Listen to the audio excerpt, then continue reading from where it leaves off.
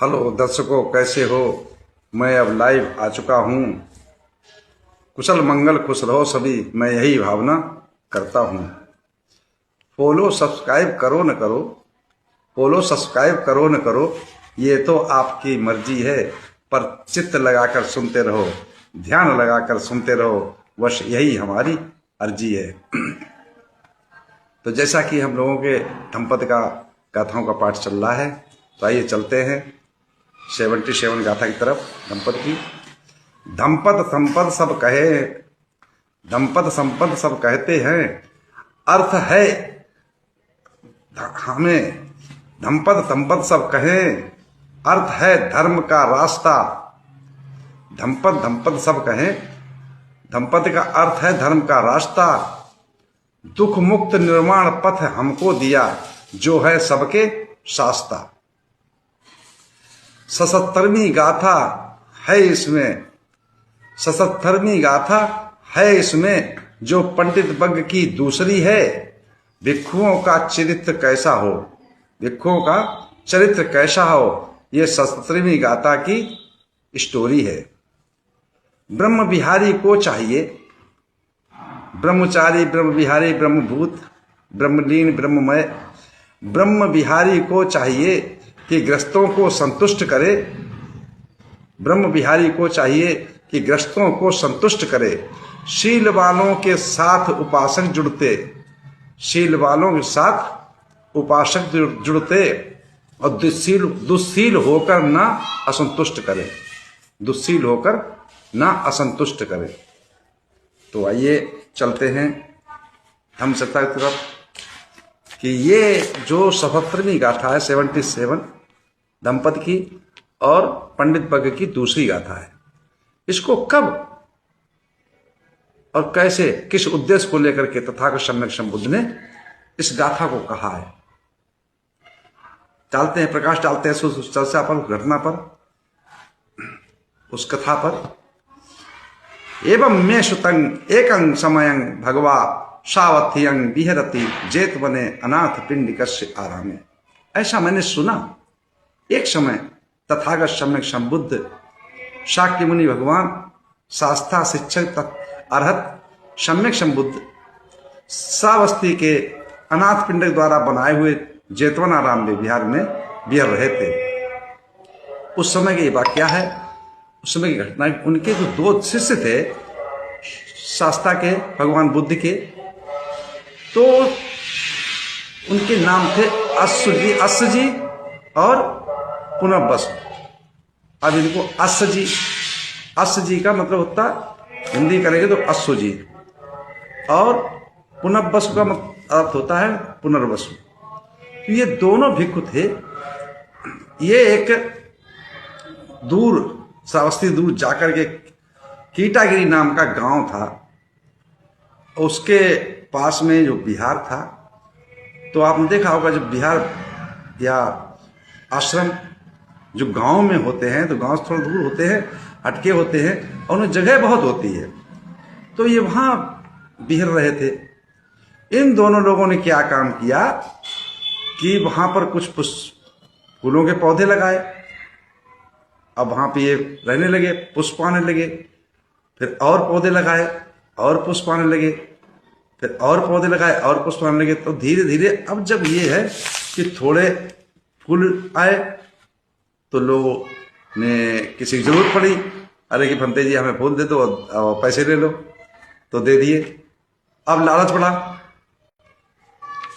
एक ने खरीदे, दो ने खरीदे, चार ने खरीदे। जब लालच पैदा हो गया अंतर में, चित्त में, अंतर्मन में, तो उन्होंने और पौधे लगाना शुरू कर दिए और फुलवारी को बगीचा ही लगा लिया। अब तो ये लेबरों से कामगारों को लगा करके तुलवाते भी थे, लगवाते भी थे, गुड़वाई भी करवाते थे, खुद भी करते थे, और खुद बिचवाते थे, कुछ बेचने भी जाते थे। अब तो ये जैसे ग्रस्त रहते हैं ना, सब में हिल मिल करके रहने लगे।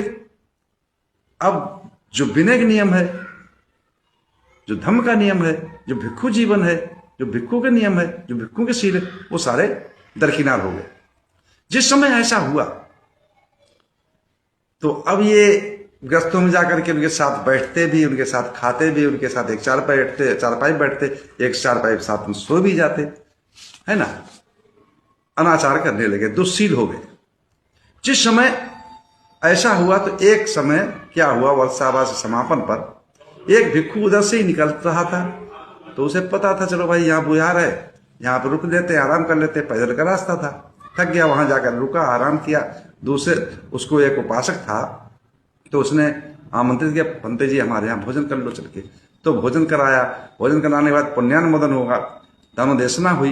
तत्पश्चात उस उपासक ने, जो श्रद्धावान उपासक था, उसने कहा कि भंते जी आप कहाँ से आ रहे हो, कहाँ जा रहे हो। उन्होंने बताया हम फला जगह वर्षावास कर रहे थे और वहां से मैं अब तथागत समय संबुद्ध के दर्शनार्थ श्रावस्ती जेतवनाराम में जा रहा हूं।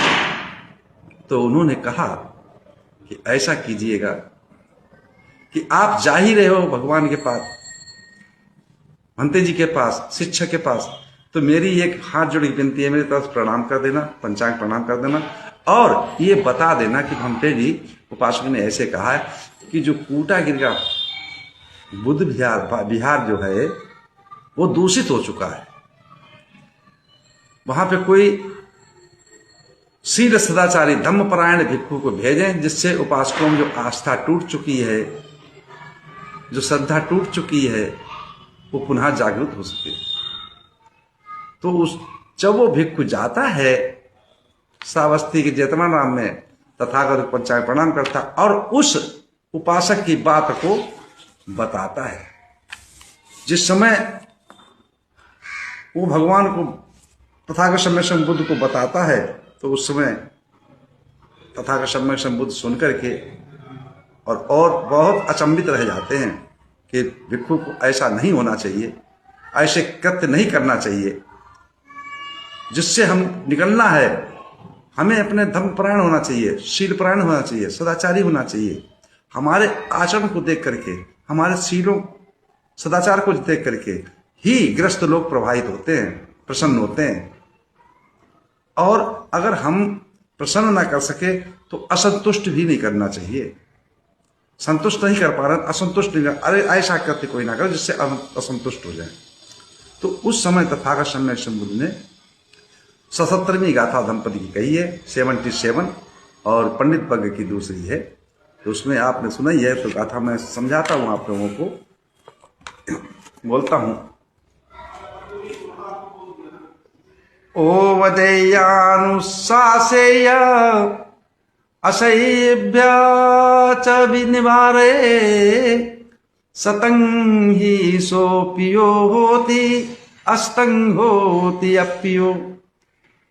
जो उपदेश दे सन्मार्ग सुमार्ग पर दिखाए तथा कुमार्ग पर जाने से रोके, वह सज्जनों को तो प्रिय होता ही है, किंतु दुर्जनों को भी प्रिय होता है, दुष्टों को भी प्रिय होता है। जो अच्छे मार्गों को दिखाए। अब क्यों? उससे उपासक ने, उस गृहस्थ ने भंते जी से कहकर अपनी प्रार्थना पत्र भेजा तथागत के पास। तथागत ने वहां से सारे पुत्र मोगरा में भेज करके और वहां पर उस भिक्षुओं को समझाया और समझाने तत्पश्चात उनको धर्मपरायण बनाया। तो कहने इस गाथा का अर्थ क्या है कि जो हमें अच्छी शिक्षा दे, ज्ञान की बात बताए, शुद्ध मार्ग दिखाए, मोक्ष का मार्ग बतलाए, दुख से छुटकारा दिलाए, वो ऐसे लोगों की हमें संगत करनी चाहिए, ऐसे लोगों की बात को सुनना चाहिए। क्यों?